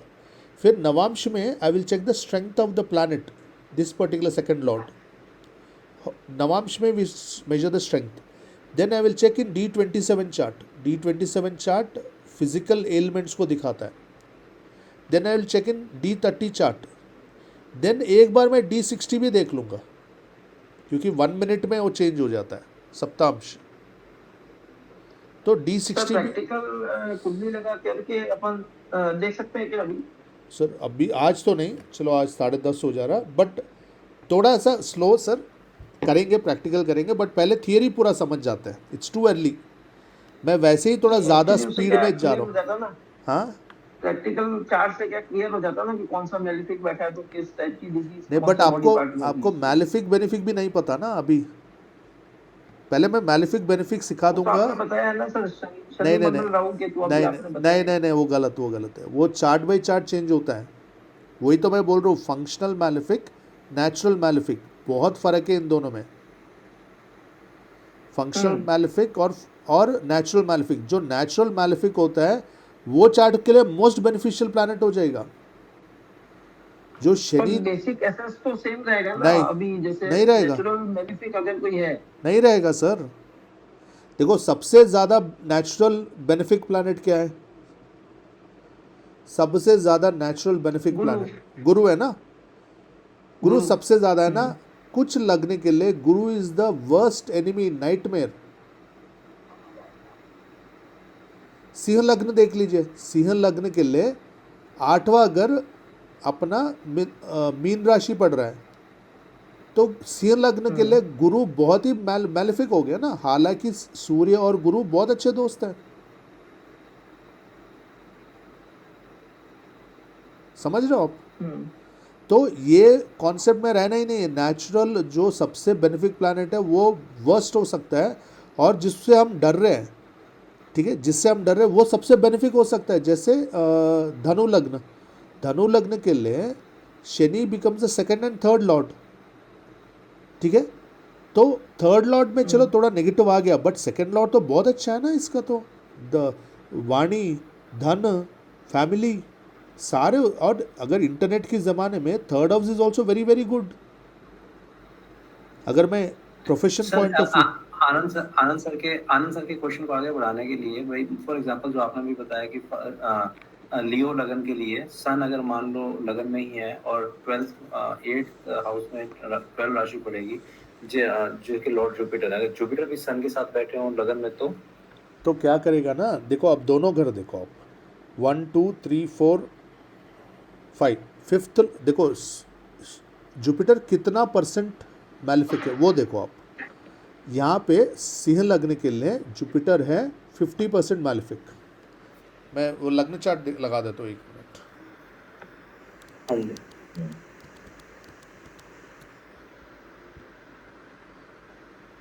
मतलब एक एस्पेक्ट क्लियर हो जाएगा जो हाँ हम जी, हाँ से जी, नो पूछना चाह रहे हैं प्रॉब्लम, एग्जांपल के कर साथ। लेंगे। देखो सिंह लग्न के लिए, देखो सिंह लग्न के लिए गुरु का कौन सा घर है? ये घर है। मैं आपको ब्लैंक चार्ट एनालिसिस बता दूंगा। ये घर हो गया ना, एक घर, ठीक है।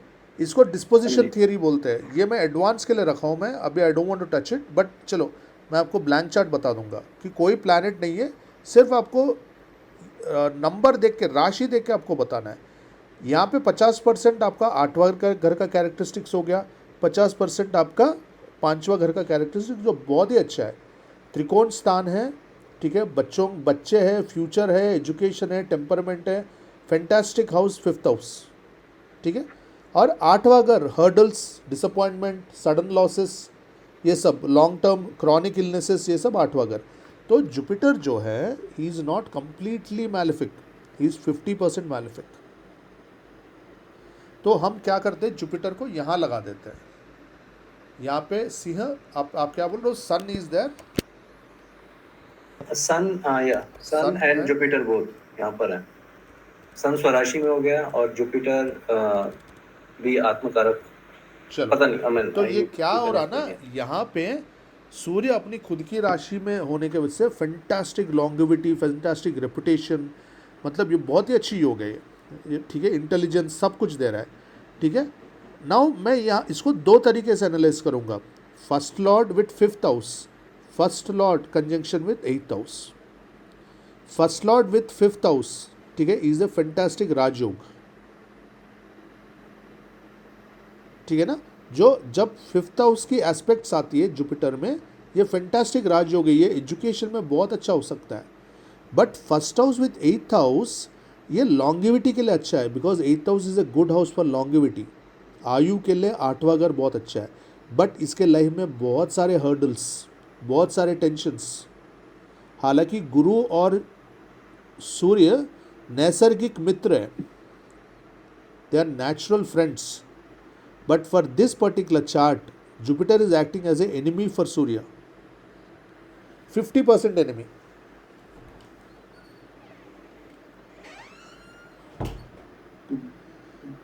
समझ रहे हो?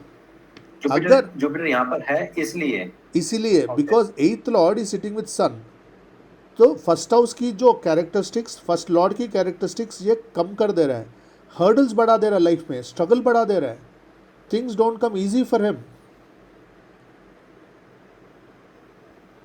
50% ऑफ द टाइम। ठीक है, अगर अगर तो जो जो अगर एट्थ हाउस का नेगेटिव इम्पैक्ट है वो फर्स्ट हाउस में लेकर आ रहा है। ओके, दैट्स हाउ टू हाँ इंटरप्रेट। सर, एक मिनट सुनिए, अगर ये बंदा रिसर्च में जाता है, ओकल्ट में जाता है, फिर एट्थ हाउस की नेगेटिव पॉजिटिव बन जाएगा, क्योंकि एट्थ हाउस का जो प्रोफेशंस है वो ओकल्ट हो गया, रिसर्च हो गया, ठीक है, इंश्योरेंस हो गया, डेथ रिलेटेड कोई भी चीज़ हो गया, ये सारे प्रोफेशंस एट्थ हाउस का है। Particularly astrology is a divine science जो गुरु बहुत अच्छा करता है। ठीक है, अगर ये एस्ट्रोलॉजर बन गया, ये फैंटास्टिक कॉम्बिनेशन फॉर एस्ट्रोलॉजर है। तो जब तक ये एस्ट्रोलॉजी में नहीं आएगा ये धक्के खाते रहेगा।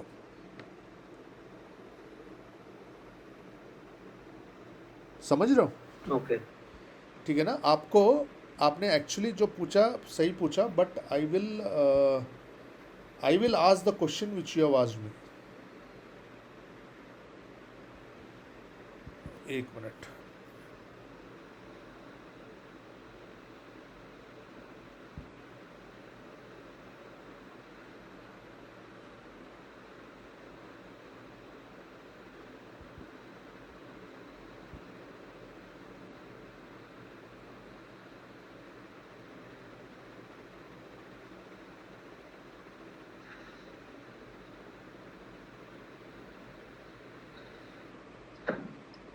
आप इस पढ़ते हैं।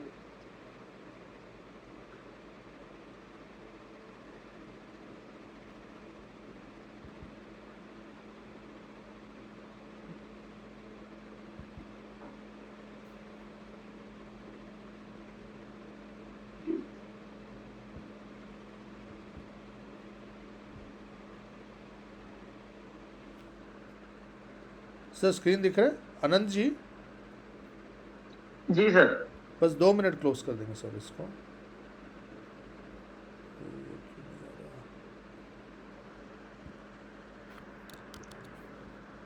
क्योंकि ये बहुत अच्छा पॉइंट इन्होंने रेज किया। सर मैं कह रहा था आगे से आनंद जी की जैसे इच्छा रहती है कि जितना भी हम कवर करें, जैसे 1 घंटे की क्लास में, तो लास्ट के 10 मिनट्स एक एग्जांपल के लिए भी रख लेंगे, सो दैट जो हमने लर्न किया है हाँ, क्वेश्चन पूछ के वो वेरीफाई कर सकते हैं कि नहीं नहीं, correct बिल्कुल एक्चुअली क्या सर, बिल्कुल। वो आपने जो बॉडी पार्ट का बताया ना कि भाई जो मेलेफिक रहेंगे तो उस बॉडी पार्ट को खराब करेंगे, तो एक प्रैक्टिकल एग्जांपल, जैसे नहीं, दो जने बैठे हैं यहाँ पे, तो दोनों के मेलेफिक कहीं ना कहीं तो बैठे ही होंगे, तो कौन सा बॉडी पार्ट खराब कर रहे हैं आइडिया लग जाता है। नहीं नहीं, बात सही है सर, बट आप बहुत फास्ट जा रहे हो। चलो कल, क्योंकि आपको कौन सा ग्रह पॉजिटिव डिग्निटी में कौन सा नहीं है वो पता ही नहीं है आपको। वो आप एक मिनट डाल दीजिए ना सर, मैं बता देता हूँ। ये बड़ा आप क्यों एक नहीं हो रहा सिंपल कुंडली है? बनाइए, एक मकर लगा मिनट, दीजिए। एक मिनट सर इसको चलो कंट्रोल कर प्लस लेंगे, कर लेंगे, करेंगे नो इश्यूज, रेगुलर ओपन कर। नो इश्यूज, कर लेंगे। एक सर मिनट, हाथ से भी तो स्क्रीन पे बन जाती है ना। एक मिनट।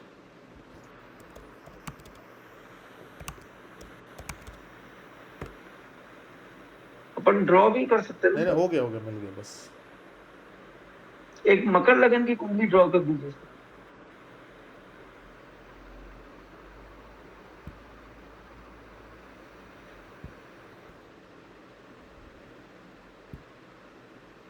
अरे खुल क्यों नहीं रहा है ये? सर वो उससे ही आप ड्रॉ कर लीजिए ना, वो हाँ, हाथ से। आ गया, आ गया, आ गया। मकर लगन की कुंडली ड्रॉ कर दीजिए। एक मिनट,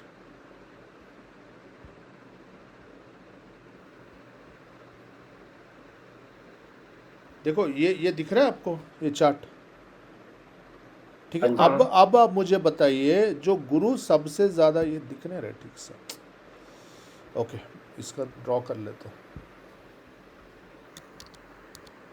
हाँ, इसको एक मकर लगन की बना दो सर आप। नहीं मकर नहीं उससे सर, क्या, मैं कौन से बॉडी आपको, पार्ट में नहीं किस मकर, तरीके से एक आएगा मिनट, ये लग जाएगा। मैं आपको तुला लग्न का करना चाहता हूँ, क्योंकि उसका पीछे स्पेसिफिक रीज़न है।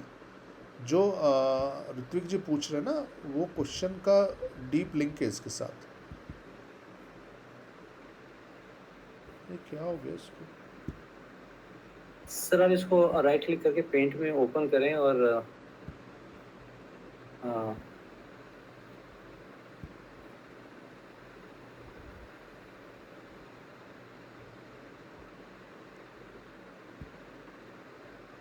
ये पेंट में खुल जाएगा सर। पेंट हाँ में खुल रहा ओपन करके आप उसको आ enlarge गया आ गया आ गया।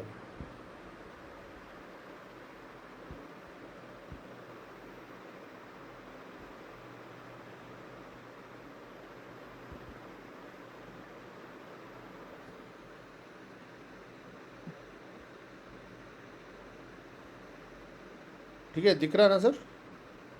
अब मैं आपको हाँ जी। एक प्रिंसिपल बोलूँगा भावत भावम। ठीक है, भावत भावम। ठीक है, ये प्रिंसिपल है। Eighth from eighth acts like eighth, sixth from sixth house acts like a sixth house. ठीक है, tenth from tenth house acts like a tenth house. Now आठवें घर से आठवां घर, ये आठवां घर हो गया। ठीक है, ये नहीं आ आठ, रहा, स्क्रीन नहीं आ रहा, हाँ जी, स्क्रीन नहीं आ रहा आपका। स्क्रीन नहीं आपको एक है। बार रिफ्रेश मुझे दिख रहा है, आपको शायद एक बार रिफ्रेश करना पड़ेगा आनंद जी। मुझे सब अभी दिख दिखा रहा है। है। अभी दिख रहा है? दिख रहा है ना? तुला लगन की कुंडली। तुला लगने की कुंडली है तो भावत भावम में क्या होता है, आठवें घर से आठवां घर, आठवें घर जितना दुख देता है आपको। ठीक है, ये आठवां घर है, इससे मैं 8 गिनूंगा तो 1 2 3 4 5 6 7 8। तीसरा घर बहुत ज़्यादा दुख देगा आपको। छठवें घर से छठवां घर 1 2 3 4 5 6, लोगों को पता नहीं है। 11वां घर इच्छा पूर्ति लाभ स्थान सोचते हैं, बट 11वां घर जो बीमारी देता है ना, बैंड बजा देता है। ठीक है ना? तो मैं अगर भावत भावम अप्लाई करूंगा तुला लग्न की कुंडली में, जो धनु राशि है, ये जो तीसरा भाव है, ये सबसे ज़्यादा दुख देने वाला घर है, as much as the 8th house. ठीक है, अब ये प्रिंसिपल अप्लाई करने के बाद, अब गुरु ये लग्न के लिए कारक का प्लैनेट है कि मैलेफिक प्लैनेट है? ये मैलेफिक है। एक्सट्रीमली मैलेफिक, क्योंकि तीसरा घर जो है वो भी दुख दे रहा है, छठवां घर जो मीन राशि पड़ गया उसमें वो भी दुख दे रहा है। तो इसीलिए शुक्र और गुरु का दुश्मनी है। 3 और 6 का जो दुश्मनी बोलते हैं ना, इसीलिए है। समझ गए? तो नेचुरल बेनिफिक जो है, जो सबसे अच्छा प्लैनेट गुरु, जिसको हम मानते हैं कि गुरु अकेला अच्छा है तो सब अच्छा कर देगा। ठीक है, यहाँ पे गुरु जहाँ बैठता है वो घर को, वो राशि को ध्वंस कर देगा, यहाँ पे बर्बाद कर देगा। तो कहीं ना कहीं तो बैठेगा ही ना। तो वो कहीं ना कहीं तो बैठेगा ही ना। कहीं ना कहीं तो बैठेगा, बट कहीं ना कहीं तो तो सर वो बैठेगा, जहाँ पे बैठेगा वहाँ नुकसान करेगा इस पूरी वहाँ राशि को, नुकसान इस, करेगा ना। बट अगेन कई फैक्टर्स है सर, उसको नीच भंग कई जगह से हो रहा है।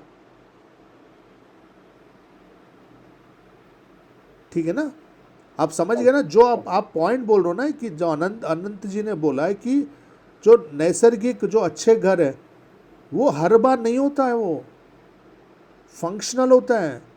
जो मेरा क्वेश्चन ये नहीं है सर कि गुरु फंक्शनल और जो भी आप नैसर्गिक और तात्कालिक जो भी आप कह रहे हैं, हाँ, मैं ये कहना चाह रहा हूँ कि जैसे अभी आपने बताया कि भाई कोई भी अशुभ ग्रह बैठता है तो उस बॉडी पार्ट को वीक करता है। सर अशुभ घर किस हिसाब से, नेचुरली फंक्शनली, वो बताइए मुझे आप। जो नेचुरल बेनिफिक है वो तो नेचुरल बेनिफिक ही रहेगा, और जो कैसे नेचुरल होगा बेनिफिक है वो तो sir natural Anand ji? Benefic ही रहेगा। कैसे होगा? शनि यहाँ पे बैठ गया, ये खराब करेगा?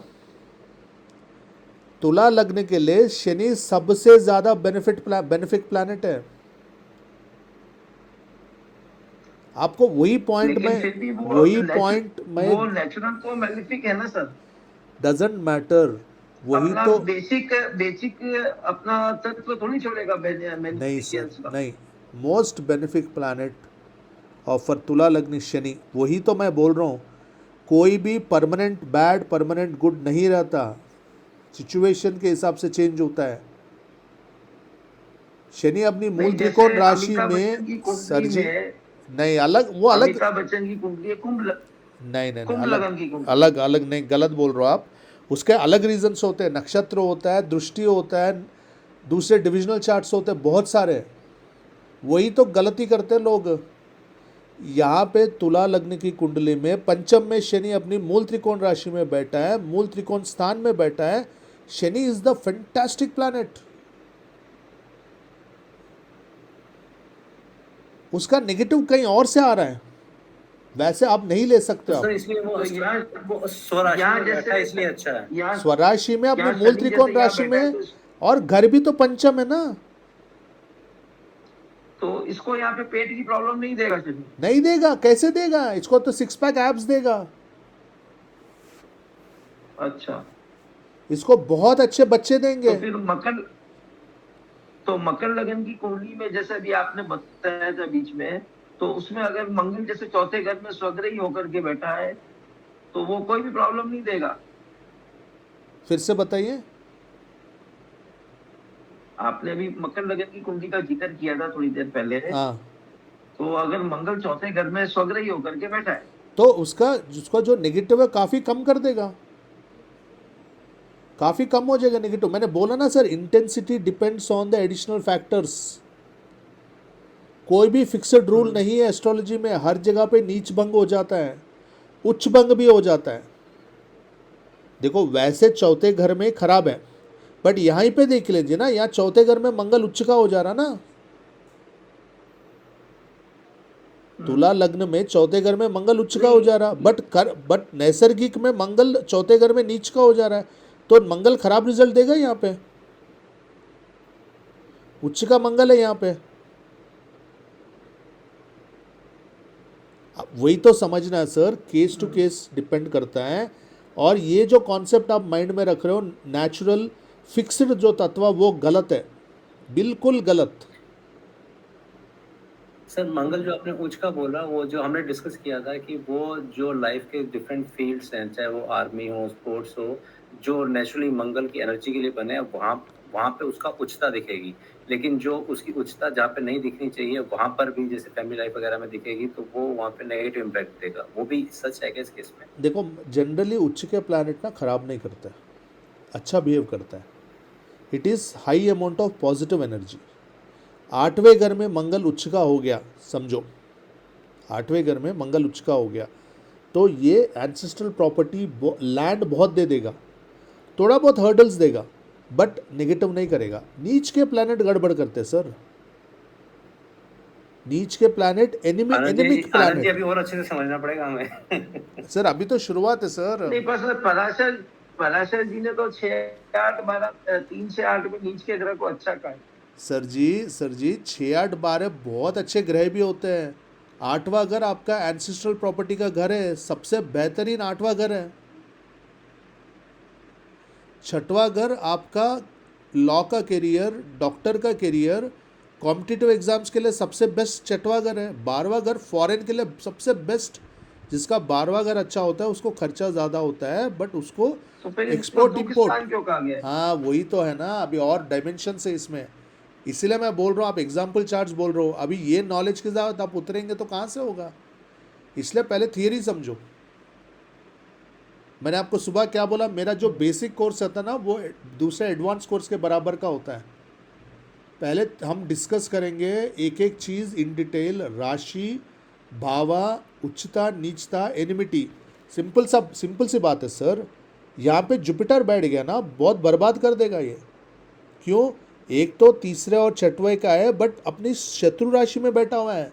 जब भी घर, कौन से भी घर में, कौन से भी राशि में शत्रु राशि में बैठ जाता है, डैमेज कर देता है। भले ही त्रिकोण स्थान में हो, भले ही केंद्र स्थान में हो। केंद्र में तो प्लैनेट बहुत अच्छा बिहेव करता ना। चंद्र यहाँ बैठ गया, ठीक है, चंद्र नहीं, गुरु यहाँ बैठ गया। गुरु तो नीच का हो गया ना यहाँ पे, ठीक है। तो नीचता, एनिमिटी और नीचता डैमेज कर देते हैं। ये मेन चीज़ है। जो नेगेटिव आ रहा है वो कहीं और से आ रहा है। अगर वो उच्च का है फिर भी नेगेटिव आ रहा है तो कहीं और से देखो आप, ठीक है ना सर। बहुत लेट हो गया।